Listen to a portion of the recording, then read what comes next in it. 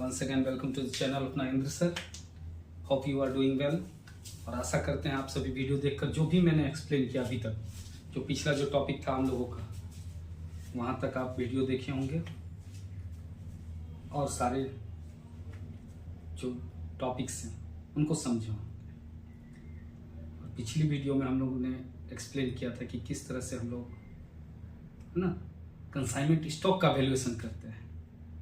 और आज का जो वीडियो है वो हम लोगों का इस टॉपिक पर है, normal and abnormal loss. Abnormal loss, पहले नॉर्मल एबनॉर्मल लॉस जानेंगे और उसके बाद कंसाइनमेंट स्टॉक नॉर्मल और एबनॉर्मल लॉस को इंक्लूड करके कैसे निकाला जाता है वो नेक्स्ट पार्ट में देखेंगे। आज हम लोग देखेंगे नॉर्मल लॉस और एबनॉर्मल लॉस। पहले इस पॉइंट को समझिए।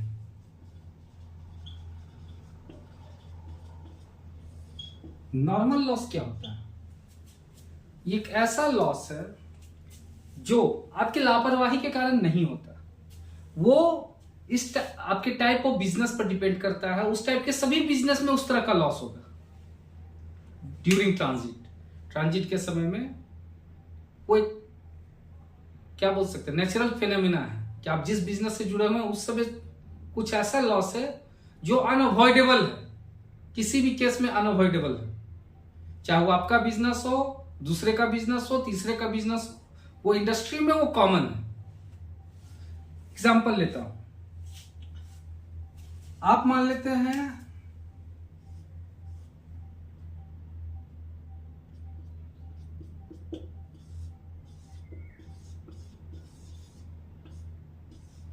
Sugar cane.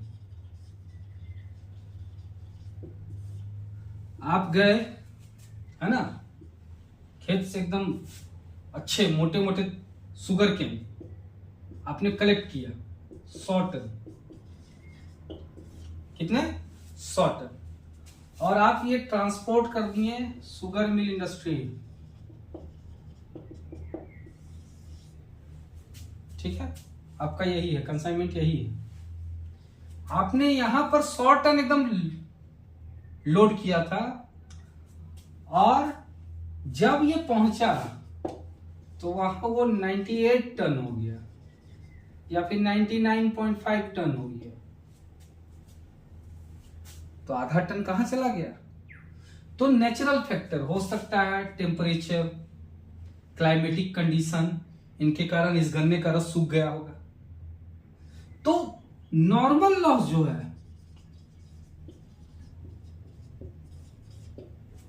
ये अनअवॉइडेबल है।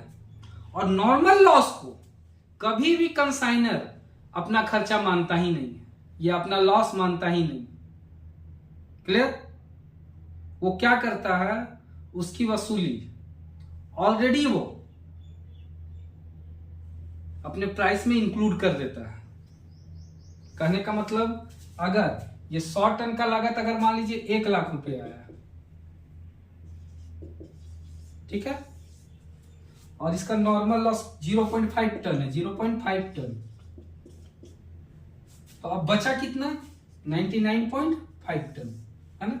तो पहले 100 टन का कीमत 1 लाख था, अब क्या है, ये नॉर्मल लॉस हट जाने के बाद भी अब 99.5 टन का भी कीमत 1 ही लाख रुपए रहेगा। कहने का मतलब क्वांटिटी घटेगा, उसका लागत बढ़ जाएगा, उसी में एडजस्ट हो जाएगा। तो ये हो गया आपका नॉर्मल लॉस।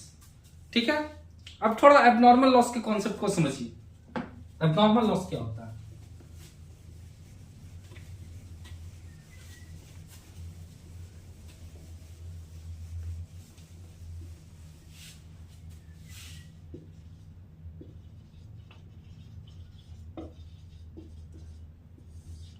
ये वो लॉस है जो ट्रांजिट में या फिर किसी भी पॉइंट कंसाइनर से कंसाइनी तक कोई लापरवाही के कारण हो सकता है, कोई अनहोनी घटना के कारण हो सकता है, जो कि कॉमन नहीं है। वो लापरवाही के चलते हो गया, एक्सीडेंट हो गया, चोरी हो गया, है ना। और इसकी पूरी जिम्मेवारी कंसाइनर को भुगतना पड़ता है। इसकी पूरी जिम्मेवारी कौन लेता है? कंसाइनर। उस लॉस का एडजस्ट करने का, वो लॉस को दिखलाने का, वो कंसाइनमेंट पे एक लॉस है वो शो करने का पूरी जिम्मेवारी किसको होती है? कंसाइनर को। कंसाइनर का वो जिम्मेवारी है उस लापरवाही का, उस लॉस का, और उसी को कहेंगे हम लोग एबनॉर्मल लॉस। जो नॉर्मल नहीं है, जो हटके है, जो आपके लापरवाही के कारण हुआ, किसी प्राकृतिक अचानक घटना के कारण हुआ, कोई अनहोनी के कारण हुआ, वो आपका हो जाएगा एबनॉर्मल लॉस। क्लियर? तो नॉर्मल और एबनॉर्मल में कोई प्रॉब्लम नहीं होनी चाहिए। ठीक है? चोरी चला गया, आग लग गया, है ना, एक्सीडेंट हो गया, नेग्लिजेंस हो गया, इन सब फैक्टर्स के कारण जो भी लॉस होता है उसको हम लोग बोलते हैं एबनॉर्मल लॉस। क्लियर? ठीक है। अच्छा, अब थोड़ा सा एक क्वेश्चन के माध्यम से नॉर्मल लॉस को समझते हैं। ठीक है? उसके बाद फिर एबनॉर्मल लॉस को समझेंगे। ओके,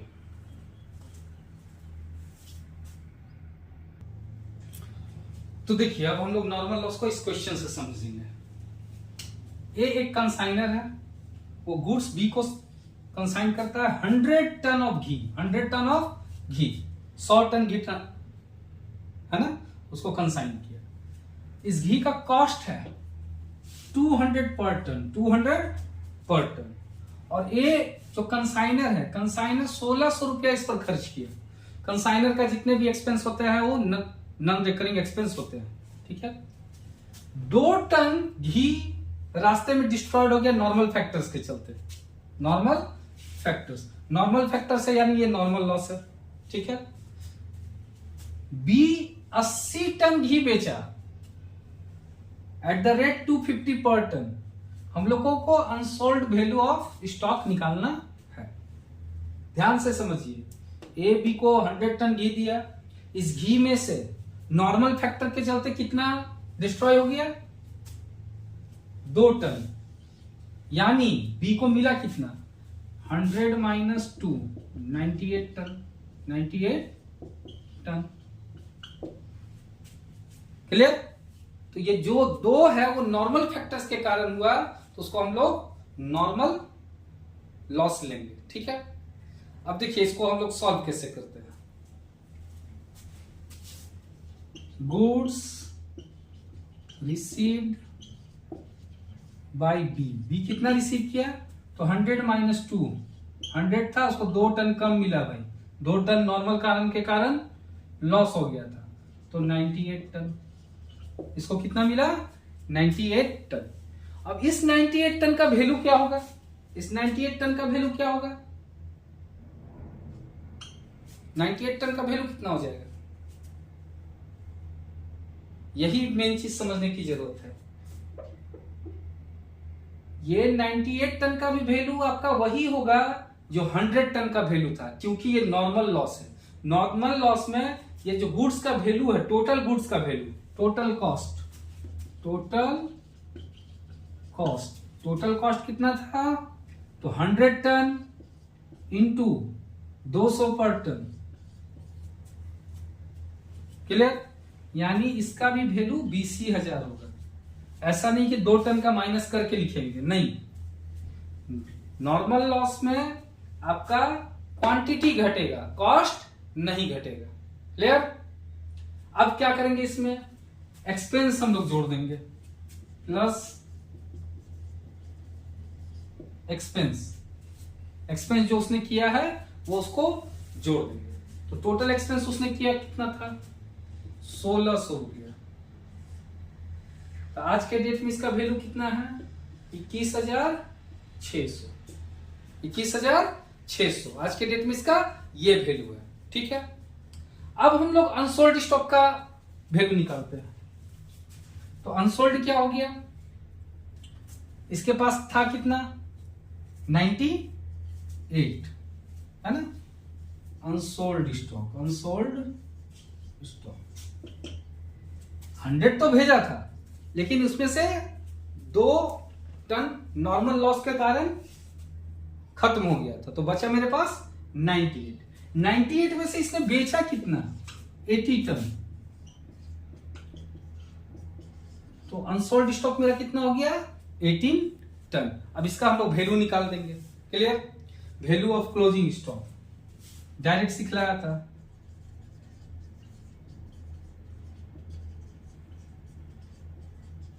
ठीक है, इसको निकालते हैं। कैसे निकालेंगे? Total value 21,600। कोई डाउट है ना? Total quantity 98 ton, 21,600 total value था, टन था 98, और मेरा क्लोजिंग स्टॉक बचा कितना है 18। इसमें देखिए एक्सपेंस जुड़ा हुआ है। टोटल कॉस्ट 20,000, कंसाइनर का एक्सपेंस 1,600, टोटल वैल्यू 21,600। 21,600 वैल्यू था 100 टन का भी, और वही 21,600 वैल्यू हो गया 98 टन का भी। नॉर्मल लॉस में हम लोग का क्वांटिटी कम होता है, कॉस्ट कम नहीं होता है। ठीक है, तो अनसोल्ड स्टॉक है 18 टन, तो डायरेक्ट हम लोग वैल्यू निकाल देते हैं। क्लोजिंग स्टॉक का वैल्यू निकालने के लिए टोटल आज का डेट में हम लोगों का फिगर है 21,600, इसको डिवाइड करेंगे क्वांटिटी से। क्वांटिटी मेरा कितना था 98, और बचा हुआ क्वांटिटी कितना है 18। तो इसको हम लोग जब कैलकुलेट करेंगे तो जो आंसर आएगा वही आ जाएगा आपका वैल्यू। क्लियर? इसको तुरंत हम लोग डिवाइड करेंगे और उसका वैल्यू हम लोग निकालेंगे। क्लियर? तो इसको कैलकुलेट किए हम लोग, कैलकुलेट किए तो इसका टोटल फिगर आ गया 3967.34, यानी वैल्यूएशन ऑफ क्लोजिंग स्टॉक। ये था नॉर्मल लॉस का केस। इसको ध्यान से देखिए।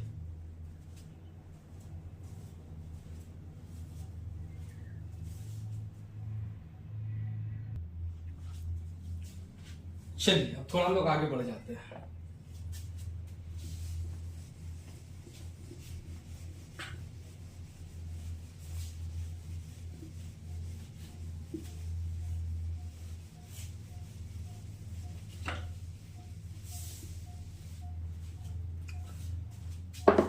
एबनॉर्मल लॉस, मान लीजिए ये एक कंसाइनर है,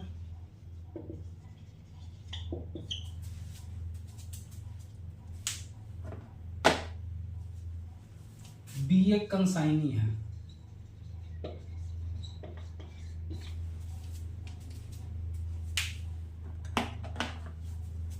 ठीक है।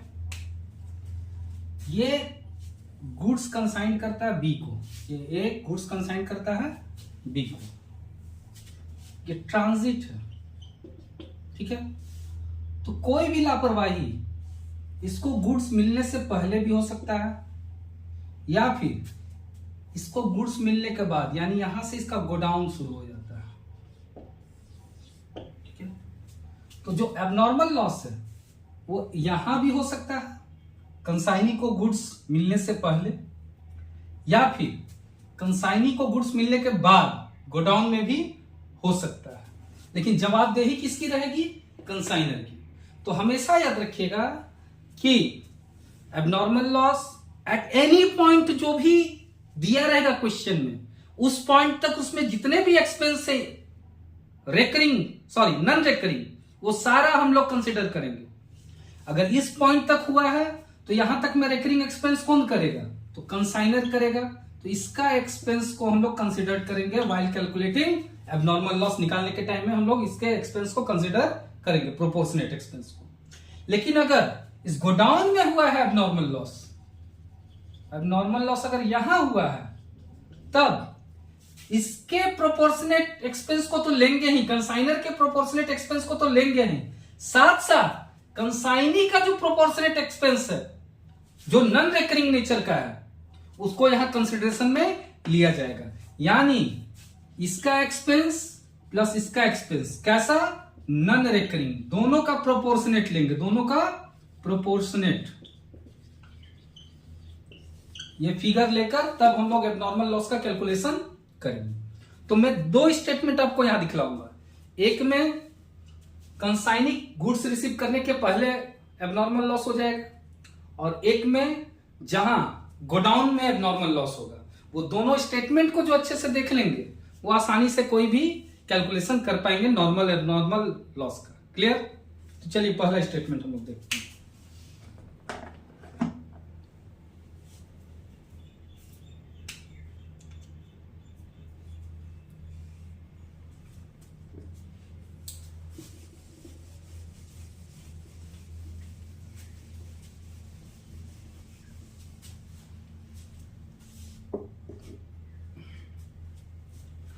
मान लेते loss during transit, loss abnormal loss हुआ है, abnormal loss during transit. Transit मतलब ये कंसाइनर, ये कंसाइनी यहीं पर हो गया, ट्रांजिट यहीं पर, इसको गुड्स रिसीव होने से पहले। ठीक है, जब भी पहले होगा तो सबसे पहले लिखिएगा कॉस्ट ऑफ गुड्स। ठीक है, cost of goods lost during transit.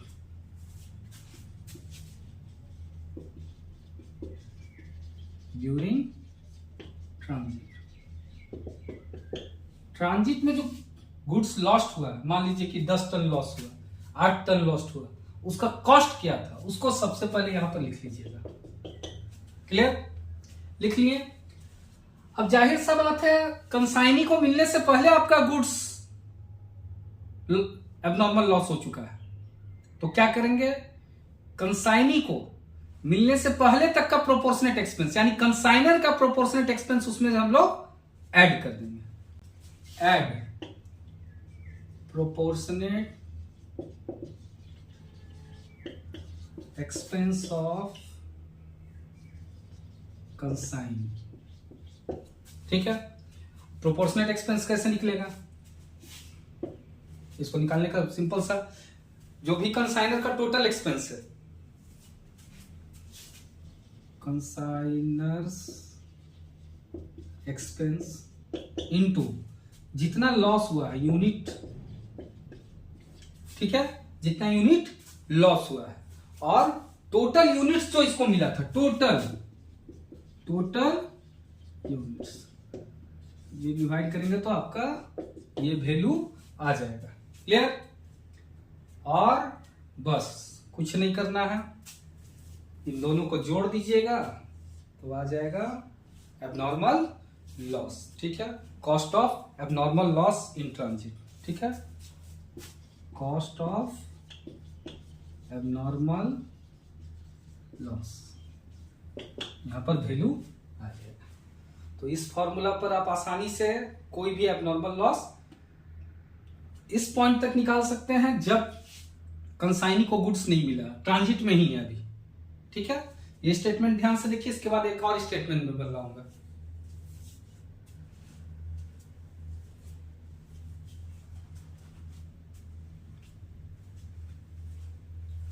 चलिए दूसरा स्टेटमेंट हम लोग बना लेते हैं।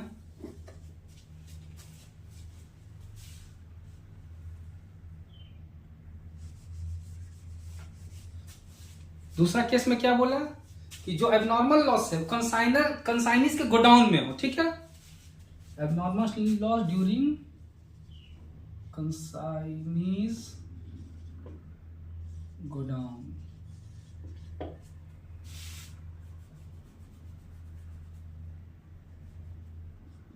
इन केस ऑफ कंसाइनी गुड्स ले लिया, ये भेजा, ये ले लिया, और यहां गोडाउन में यहां पर एबनॉर्मल लॉस हो। ठीक है, उस केस में स्टेटमेंट क्या होगा, सबसे पहले cost of goods lost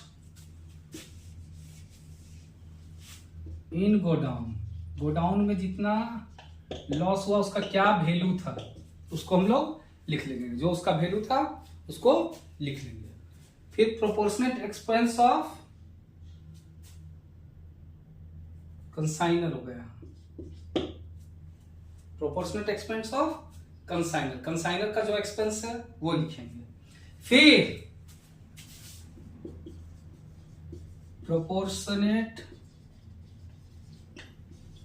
expense of consignee ये लिखेंगे, अभी ये नहीं आया है, plus proportionate expense of consignee, consignee का जो एक्सपेंस है वो इसमें ऐड करेंगे। इसका प्रोपोर्शनेट एक्सपेंस क्या होगा? Non recurring expense paid by consignee. इसका जो नॉन रेकरिंग नेचर का एक्सपेंस है वो यहां आएगा into unit loss by total unit, ये आ जाएगा। और जब हम लोग ये तीनों को जोड़ देंगे तो value of cost of abnormal loss ये चला आएगा। क्लियर? तो ये दो प्रोफॉर्मा आप अच्छे से समझ लेंगे, ध्यान में रखेंगे, ताकि स्टेट में अगर कैलकुलेशन दे दिया, देता ही देता है स्टेट में, तो आप इस फॉर्मूला से कैलकुलेट कर सकेंगे। बीकॉम वालों को तो ये मस्ट है ये कैलकुलेशन। क्लियर? तैयारी 4 वाले भी ध्यान देंगे कैसे निकलता है। तो आशा करते हैं कि आज का जो टॉपिक है नॉर्मल लॉस एबनॉर्मल लॉस, उसका कैलकुलेशन वो आपको समझ में आया होगा। कल हम लोग जो वीडियो देखेंगे उसमें इस पर भी क्वेश्चन बनाएंगे और साथ साथ में नॉर्मल लॉस एबनॉर्मल लॉस सबको इंक्लूड करके तब जाकर हम लोग वैल्यूएशन ऑफ क्लोजिंग स्टॉक करेंगे। अच्छे से आप सभी वीडियो से जुड़े रहें। आशा करते हैं आप प्रयासरत हैं। संयम रखिए, सफलता आपको जरूर मिलेगी। फिर मिलते हैं। Till then good bye.